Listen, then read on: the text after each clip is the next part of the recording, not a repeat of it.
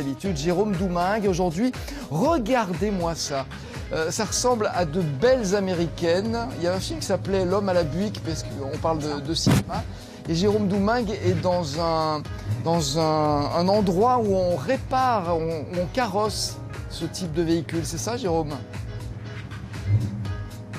Écoutez, c'est le rêve américain, là, aux portes de Clermont. Vous voyez toutes ces belles voitures. Alors, pour certaines, pour bon nombre d'entre elles, elles datent des années 50 parce que c'est la grande passion de ce monsieur qui se trouve au volant de cette Plymouth de 1969.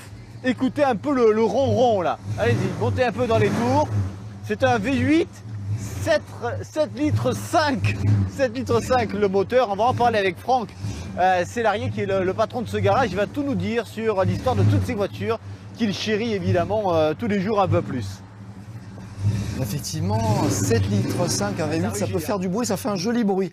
En l'occurrence, Doumingue, tout de suite, j'ai dit, il est dans une carrosserie avec, il le disait lui-même, le rêve américain. C'est vrai que ces voitures dont on ne savait même pas qu'on en trouvait encore, tiens. Écoutez un peu la bête qui rugit là, sous ce capot. Je vous le disais tout à l'heure, c'est un V8 7 litres 5. Je vais rejoindre, sans plus tarder, m'installer dans ce grand paquebot roulant aux côtés du patron qui s'appelle Franck. Salut Franck, merci de m'accueillir chez vous. Hein, parce que là, vous êtes collé au volant finalement et vous n'en sortez pas. Vous êtes comme un gamin tous les jours. Bah, déjà, le bruit est assez attirant pour le commun des mortels. Hein. Ah oui, tout à fait. Alors, on est dans une voiture américaine parce que ici, on est entouré que de voitures américaines. À 90%, oui, je vends que de la voiture américaine. Oui. Pourquoi? Je me déplace tous les trimestres pour aller acheter directement les voitures aux États-Unis pour qu'elles soient achetées de la voiture relativement saine, avec des châssis sains, des planchers sains, qu'il n'y ait pas de corrosion. Voilà.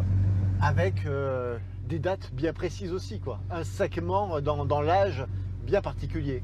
Oui, tout à fait. Alors, je suis fortement attiré par les années 50 pour ces formes assez généreuses, des formes rondes, et années 60, voilà. Pour moi, c'est les plus belles voitures. On va éteindre le moteur, on va le laisser reposer, on va sortir et on va passer en revue justement certaines de ces voitures dont il est question ici. C'est vrai qu'on revisite, je vais fermer la porte, ça sera peut-être un peu mieux. C'est vrai qu'on revisite le passé là, finalement. Hein. Complètement. Donc là, on est sur beaucoup de Corvettes, Mustang, pick-up des années 50, 55, de la Ford de 54. Voilà, elles ont toutes quasiment des moteurs, moins, à 100% des moteurs V8. Voilà, donc on a... Ça correspond vraiment à une attente sur le marché, quoi, de la voiture ancienne. Oui, parce qu'en Europe, il y avait très peu de V8 qui étaient vendus dans ces années-là. De par la consommation un petit peu, et aujourd'hui c'est vrai que beaucoup de gens regarde le pick-up là-bas, adorent tous ces véhicules-là équipés de moteurs V8 ou de 6 cylindres au minimum. Et là il y a une vraie demande, par exemple là Walter est en train de nous montrer un Chevrolet, oui. Il y a une vraie demande sur des pick-up pareils. Oui. Tout ce qui est les pick-up des années 50 sont relativement à très forte demande. On commence même à avoir des difficultés à les retrouver sains aux États-Unis. Voilà. Combien ça coûte un Chevrolet pareil là? Il faut compter aux alentours de entre 30 et 32 000. D'accord. En moyenne, de 25 à 35 000, c'est la grosse fourchette. Quand vous allez faire votre marché, vous, aux États-Unis, dont vous êtes, j'imagine, très regardant, il faut qu'il y ait le moins de travail possible ici, un atelier. On ira tout à l'heure voir vos salariés travailler. Mais il faut vraiment qu'il y ait le moins de choses à faire dessus. Si c'est du travail esthétique, ça ne nous gêne pas, nous, du travail mécanique ou travail de sellerie. Mais à la base, il faut que les bases de la voiture soient très saines, c'est-à-dire châssis, plancher, des voitures qui n'ont pas été accidentées surtout. C'est le principal. Et on arrive à en trouver encore sur le marché américain, ça a tendance à se tarir la source. La source se tarit un tout petit peu, effectivement, parce que le monde entier puise dans cette source-là. Hein. Ça reste quand même des voitures assez intéressantes et très agréables à l'utilisation. Oui, oui. Franck, on va continuer cette revue d'effectifs, la revue des troupes avec vous d'ici quelques minutes. Mais je veux juste montrer un peu l'exposition dont vous jouissez en fait. Vous êtes au bord de la 75 pour ceux qui connaissent cet axe qui relie Paris au sud. Où beaucoup de voitures évidemment passent par là. Et ne peuvent pas ne pas voir vos voitures qui sont exposées sous leurs yeux. Et vous dites à la fois c'est bien et c'est pas bien. Bah, il y a des avantages et des inconvénients, effectivement. Je préfère travailler sur rendez-vous parce que je sais que c'est vraiment des vrais passionnés. Après, bon, il y a des gens pour qui ça élève des curiosités. Hein. Alors des curiosités et puis des rêves. Alors du coup, vous perdez beaucoup de temps avec des rêveurs qui viennent ici rêver 30 secondes. Bah, comme dans tous les métiers, il y a des rêveurs. Oui, oui. Il n'y a pas de... Et moi le premier, hein, parce que si je suis là chez vous ce matin, c'est parce que j'ai rêvé aussi en passant 15 fois en allant faire mes petits reportages. Ouais, bon, heureusement, pour moi, il y a des rêves qui se transforment en réalité. parfois. Oui, tout à fait. Voilà, un rêve à 30 000 €. Le Chevrolet par exemple. Un jour peut-être, que je gagne au loto. On vient avec, regardez, il nous fait rêver avec ces belles américaines. Jérôme, qui est au bord d'une autoroute, il le disait il y a un instant, en passant devant, ça lui a donné envie d'aller voir de plus près ces véhicules. Alors, je repose ma question, ça consomme combien à peu près ces belles voitures? Ah oui, j'avais pas entendu la D'essence. question tout à l'heure, Alain, excusez-moi, mais effectivement, on va poser la question au principal intéressé. Je lui ai demandé de rapprocher cet engin-là pour nous, parce que franchement, quand on passe devant, on ne peut que être attiré et subjugué, parce que c'est une véritable œuvre d'art que ce pick-up des années 50, 52, 53 selon Franck. Hein. Franck, c'est ça? Un vrai bijou. Hein. Oui, très sympa. Vous avez restauré ici? Non, non, non, du tout, absolument pas. Pas celui-ci. Celui-là, il est arrivé en l'état? Oui, il est arrivé en l'état. On n'a rien touché. Venez vers moi, Franck. On peut éteindre le moteur si vous voulez. Et celui-là, il est arrivé, vous l'avez trouvé aux États-Unis dans cet état. Oui. Vous l'avez fait Complètement. revenir par container On l'a rapatrié par container. via le Havre. Hein. Oui, Parce que c'est le chemin, c'est ça passage incontournable. Et il était où finalement ce véhicule-là? Alors celui-ci, je l'ai acheté, il était en Caroline du Sud. Ouais. Parce que vous allez surtout dans le sud des États-Unis, aller faire votre marché. Voilà, je vais dans le sud des États-Unis pour ne pas trouver des véhicules qui sont rouillés, surtout Corrodés. voilà. Corrodé par le froid, la pluie, les intempéries. Et puis le sel aussi, oui, parce que sur Détroit, New York, les voitures sont fortement dégradées par la corrosion. Alors mon collègue Alain, là, qui est en plateau, quand il a entendu 7,5 litres tout à l'heure, Ouais. V8, ça c'est un V6, on est sur... C'est un moteur de 4 litres de cylindre. combien ça consomme? On est entre 12 et 15 litres, pas plus. 12-15 litres Oui. au 100. Oui, au 100. À l'heure où le prix du pétrole En flambe, roulant tranquille, oui. à l'heure où le prix du pétrole flambe, on fait pas trop d'économies là. Non, bah après c'est du plaisir, hein, je veux dire. Moi, beaucoup On de sort mes pas tous les jours avec beaucoup- ça, c'est ce que Voilà, vous dites. beaucoup de mes clients qui achètent ce type de véhicule font en moyenne entre 1000 et 2000 km à l'année. Regardent pas spécialement la consommation. Je Mais pense est-ce que qu'ils ça sont, les ils sont use dans le pas? plaisir. Est-ce que ça ne les use pas plus qu'autre chose de les faire rouler si peu? Non, mais idéalement, c'est de sortir quand même son véhicule tous les 15 jours, 3 semaines et de faire une vingtaine de kilomètres de manière à ce que tous les fluides montent en température. Alors, vous m'avez dit tout à l'heure en aparté, il faut faire gaffe. Aujourd'hui, il y a des marchands de rêve sur le marché de l'automobile ancienne. Oui, Résumez-nous un peu votre idée. Alors mon idée, moi, c'est de toute façon, j'achète toutes mes voitures de manière à ce que les clients viennent ici et voient les voitures en chair et en os. Je leur vends pas du rêve en photo, c'est-à-dire je pars vraiment chercher les véhicules sains, parce qu'aujourd'hui, il y a beaucoup de gens qui achètent des voitures sur photo et malheureusement sont fortement déçus à la livraison. Ils se retrouvent avec des véhicules fortement corrodés, ils peuvent rien faire parce que ils ont signé des papiers comme quoi ils ont mandaté un importateur pour aller récupérer un véhicule dont ils ont uniquement vu la photo. Et il y a de très grosses déceptions. Donc, méfiance. Grosse méfiance. Être vigilant. Voilà, je dirais de faire attention aux annonces et surtout ne pas acheter de voitures sur photo. Prendre le temps d'aller les voir, même en Europe, s'ils n'ont pas envie de se déplacer. Si pour certains il y a la barrière de la langue ou la difficulté de rapatrier des véhicules au niveau administratif, mais surtout qu'ils fassent l'effort d'acheter la voiture en visu, quoi. Alors, on va inviter Alain, parce qu'il est passionné de voiture, Alain Forit, hein, passionné de voiture, et on va lui dire, celui-ci, ça coûte combien? C'est un véhicule qui sort aux alentours de 28 000 €. Voilà, pour Voilà. 28 000 €, le rêve américain à portée de main. Totalement, Voilà, Alain. sans corrosion. Sans corrosion, prêt à rouler. Et combien? 12-15 litres au 100, voilà. En moyenne, hein, voilà, c'est à peu près ça. Bon, moi, c'est Vous pas... l'achetez alors, Alain? j'imagine. Oh, c'est pas celle qui me fait le plus rêver. Alors, l'autre, j'étais surpris, hein, c'est une consommation qui est importante, mais je m'attendais à pire que ça. On est de retour avec Jérôme Doumain, qui est toujours avec ses voitures magnifiques, des voitures américaines. Ah, c'est vrai ils avaient un talent pour faire des voitures exceptionnelles, parfois un peu lourdes, parfois un peu gourmandes aussi. Ouais. Et là, ben, regardez, on a le nez dans le moteur qui vient d'être refait vraiment à l'identique, de A à Z, revisité ici dans cet atelier, tout comme la peinture d'ailleurs, qui est une peinture d'origine, Franck, si je ne m'abuse. La voiture Moteur Dodge. était rouge avec un moteur Dodge. Des années 50. Non, 1966. 1966. Voilà. Magnifique. C'est un moteur 4, qui est un 440, 440 cubic inch, qui équivaut à 7,5 litres de cylindrée. Voilà. Parce qu'ici, on refait la carrosserie comme on refait le moteur. Regardez la preuve ici. Voici des ailes et un hardtop d'un véhicule qu'on va aller voir tout à l'heure. Peinture faite comme à l'origine. Chez nous, comme à La l'origine. couleur Oui, est d'origine. bien sûr. On Vous allez retrouver reprend les pigments, codes couleurs de la voiture. Alors, on le doit, cette peinture-là, à un monsieur qui travaille là-bas, suivez-moi. Il s'appelle Jérôme, le bien nommé. Jérôme qui travaille sur quel modèle là, Franck? Ça, c'est une Thunderbird 1957. Donc c'est une Ford. C'est une Ford. D'accord. Donc vous l'avez récupérée dans un état... Qui était très sain. La voiture était très saine, avec une peinture qui était relativement très vieillissante. Voilà, donc là, on est en train de lui refaire une beauté. Voilà.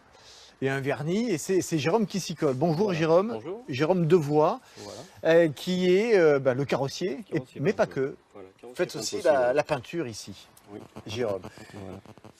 Vous êtes en train de poncer là, parce que vous l'avez vraiment mise à nu ici, la carrosserie. Voilà, elle était complètement, on va dire, décapée entièrement. Donc on la met jusqu'à la tôle pour enlever tous les défauts d'avant. Et il y a combien d'heures de boulot là-dessus? Je dirais en plusieurs semaines, même si c'est souvent, voire des fois 1 mois, 2 mois. Franck, est-ce qu'il y a déjà un acheteur pour cette voiture-là ou pas? Non, pas celle-ci. On a 2 Thunderbird qui sont déjà vendus, 55 et 56. Celle-ci, c'est une 57.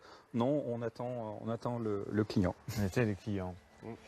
Jérôme, on se le disait tout à l'heure, c'est valorisant quand même. Quand on voit le résultat abouti qu'on a vu tout à l'heure sur ces véhicules à l'extérieur avec Franck, le travail que vous faites, c'est valorisant. Oui, bien sûr, oui, ça n'a rien à voir avec une voiture tous les jours. Donc après, il y a un plaisir de voir la voiture à la fin, la voiture finie. Ouais. Et surtout remonter, l'avoir roulée. Ouais. C'est vraiment, oui, c'est très bien abouti. Elles sont très belles, oui. Ça vous fait rêver, on parlait de rêve américain tout à l'heure, ça vous fait rêver quand vous travaillez sur des véhicules pareils? Ah, bien sûr. Ça vous fait voyager dans votre tête? Ah, mais c'est sûr, oui. C'est vrai? Ouais. Mais Jérôme roule aussi des... Alors justement, voilà, c'est la question que je me posais alors. Quand on travaille tous les jours comme ça, est-ce qu'on a vraiment envie aussi d'en acquérir une? Est-ce que c'est votre cas? Sauter le pas et d'en acheter une, oui. C'est votre cas ou pas? Voilà. Oui, bien sûr. Ouais, je pense en début d'année l'année prochaine. Ouais. C'est vrai? Sur quel modèle là? Plus modèle comme une Chrysler 300. Ou, comme celle-ci là? Voilà, ouais. Mais c'est un vrai paquebot ça, pour faire un créneau avec ça, regarde, non, Walter. Facile, hein. Pour faire un créneau là, dans les rues de Clermont. Ouais, ça passe, après faut mais c'est vrai que voilà, pour moi c'est typique américain, c'est vraiment les voitures... Alors ça c'est ce qu'on appelait, Franck, familial. C'est ce qu'on appelait des muscle cars, c'est ça? Non, pas celle-ci. Non, du tout. Non, les muscle cars, c'est plutôt tout ce qui est les Dodge, comme la Charger, ou la Plymouth GTX. C'était des voitures de quoi? De voyage? C'était la voiture familiale, voilà, cabriolet en plus, voilà. Donc c'était une Chrysler 300. Donc aujourd'hui, cette voiture, depuis 1962 ou 3, a toujours sa continuité. Voilà, elle existe toujours, elle est toujours d'actualité. Merci Franck, merci Jérôme, bonne continuation. On parlera avec Franck aussi d'une problématique qui est générale dans les ateliers, c'est la main-d'œuvre. Et ici, on est en panne de main-d'œuvre. Oui, c'est le cas de le dire. Oui. Les voitures fonctionnent, mais il y a une panne, c'est la main-d'œuvre. On en reparlera d'ici quelques minutes, Franck. Ouais. Ben oui, ça paraît bizarre comme ça dans un pays où il y a beaucoup de chômage, mais il n'y a pas toujours adéquation entre l'offre et la demande. C'est comme ça. Jérôme Doumain, tout de suite, toujours au milieu de ces belles voitures. Qu'est-ce que vous nous avez trouvé comme bijoux, Jérôme?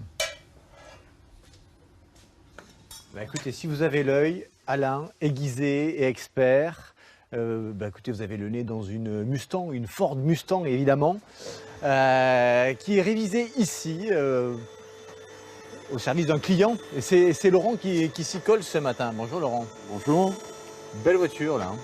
Superbe voiture, superbe. C'est une année 65 ou 66, ouais. Donc avec un moteur 289 CI. Superbe voiture. Laurent, je vous le présente, c'est le mécanicien de cet atelier. Il voit passer toutes les voitures hein, sous ses yeux et puis entre ses mains. On refait des pièces ici. On est capable de refaire des pièces. On peut tout faire, quasiment tout. À partir du moment où les fournisseurs nous fournissent ce qu'on a besoin, il n'y a pas de souci. Franck, on parlait tout à l'heure de cette manœuvre qui fait défaut dans beaucoup de domaines oui. Sur le marché du travail. Pas que l'automobile. Hein. Et pas que l'automobile, mais ici notamment, hein, oui, comme dans beaucoup d'endroits ailleurs, évidemment, ici, vous seriez en mesure d'embaucher, de créer de l'emploi, oui. Vous faites des appels. Oui, effectivement. Et personne ne répond. On est à la recherche, on a passé beaucoup de publicité, mais on n'arrive pas à trouver, on n'a pas d'appel. Carrément. Ce qui est fou, c'est que vous en êtes arrivé à un point, on se le disait tout à l'heure, où vous ne demandez pas forcément de formation. Non. Vous êtes en capacité de former des novices. Complètement, même quelqu'un qui a juste le courage de venir travailler nous intéresse. Comment vous expliquez ça, Franck? Je sais pas. Si vous avez bien des explications. J'ai une explication, si mais qui va pas spécialement plaire. Je pense qu'aujourd'hui, on rémunère des gens pour rester à la maison. Donc, tant que ça continuera, on sera en difficulté. Hein. Voilà. Alors, il y a des gens qui bossent, on l'a vu. Il y a Laurent qui est là. Et puis, derrière, au chevet d'une MG, oui. Une voiture anglaise, une MGA, il y a un monsieur qui est en train d'ausculter de près la sellerie. Parce qu'il me semble qu'elle est un peu fatiguée, cette sellerie-là. La voiture a été achetée pour restauration. Ouais. Et Eric, qui est sellier professionnel, ouais. Voilà, qui travaille en partie... Donc il est en train de faire un état des lieux, là. Oui, voilà, c'est ça, exactement. Là. Et alors, qu'est-ce que ça dit? Bon là, ça dit que... On peut sortir le siège peut-être oui, ou pas? Tout à fait, oui, on peut sortir le siège là. On va le voir peut-être de plus près. Ah, effectivement, ouais. Donc voilà. Il est fatigué là, le coussin. Là, ça c'est la partie visible de l'iceberg. Et quand on retourne, on s'aperçoit en fait, que tout le support, mousse et support bois sont à refaire, bien sûr. Les années faisant, ça, voilà, il manque de la mousse. Là, c'est en fait une reconstruction totale du siège en fait. Hein. Là, c'est pas autre chose. C'est pas une housse à refaire. C'est complètement la reconstruction totale du siège. Assise et dossier. Hein. Et ça, c'est votre savoir-faire. Vous êtes bourrelier sellier. Non. C'est ça. Sellier garnisseur. Sellier garnisseur. Voilà. Le bourlier, c'est tout ce qui touche le monde équin. Voilà. Non, moi, je fais automobile plutôt. D'accord. Voilà. Même si c'est un peu similaire pour certaines choses. Moi, je suis principalement de l'automobile, moto, avion, bateau, et voilà. Vous travaillez avec Eric. Oui, tout à fait, qui nous a déjà refait plusieurs selleries, dont notamment tous les sièges avant de la Chrysler 300 qu'on attend, on attend Eric pour pouvoir livrer le véhicule. Le métier d'Eric, sellier, on ne voit pas toujours des ateliers de sellier aux quatre coins des rues. Oui. C'est un métier devenu rare et qui doit, à mon avis, correspondre aussi à une attente aussi d'un public. Oui, tout à fait, oui, c'est ça. C'est vrai que on n'est pas très nombreux et effectivement, il y a une demande parce que effectivement, c'est un métier qui est assez ancien mais il y a toujours de la demande, ne serait-ce que pour de l'ancienne déjà, c'est un peu parce que c'est assez spécifique. Eric, vous en avez pour combien de temps pour remettre ça à neuf là? Alors là, si je parle uniquement de l'assise. L'assise, là, comme ça, en fait, là, c'est vraiment, comme je dis, c'est une reconstruction totale. Donc, il faut couper la mousse, la retailler, la coller, refaire le dossier, l'assise bois, reprendre tous les gabarits pour refaire une housse. Là, c'est l'histoire de, on va dire, 2 jours et demi pour l'assise, à peu près. Voilà. Il faut compter à peu près une semaine pour faire 2 sièges complets. Merci, voilà. Eric. On se retrouve d'ici quelques minutes pour conclure. Et se redire aussi les choses essentielles qu'il faut savoir sur ce marché des véhicules anciens. On vous retrouve dans 2 petites secondes, le temps d'aller voir où on va se régaler. On retrouve Jérôme pour la conclusion. C'était très sympa aux voitures, il y en a une qui est... elle fait pas très américaine derrière. Hein. Ben non, parce qu'en fait ici c'est un garage ouvert à toute proposition. Et surtout regardez, alors effectivement vous avez reconnu peut-être une Renault 5, la carcasse d'une Renault 5. Mais figurez-vous qu'il y a une tendance aussi pour ces voitures-là. Qu'on appelle les young timers. En deux mots, c'est quoi les Youngtimers? C'est des voitures qui ont à peine 30 ans, voilà, mais qui font quand même partie de la collection. Et bon, qui rappellent un passé à beaucoup de nos clients. Voilà, c'était des voitures quand même assez rapides pour l'époque. Et donc Stéphane, qui est là, reconstruit souvent des voitures et fait toute la partie carrosserie, assez grosse carrosserie, on va dire. En deux mots, quand on veut acheter une voiture, on se l'est dit tout à l'heure, on va se le redire, quand on veut acheter une voiture ancienne, le maître mot, c'est quoi? Prudence, méfiance? Des bases saines, prudence, méfiance. Allez voir le produit, il faut acheter en visu, quoi, que le véhicule soit vraiment, je dirais... Et arriver avec une pointe... Oui, faut regarder effectivement, voilà, les corrosions sous le véhicule, c'est quand même capital de toujours avoir ces bases pour un véhicule de collection. Merci Franck de nous avoir ouvert les portes de votre atelier. Le rêve américain aux portes de Clermont.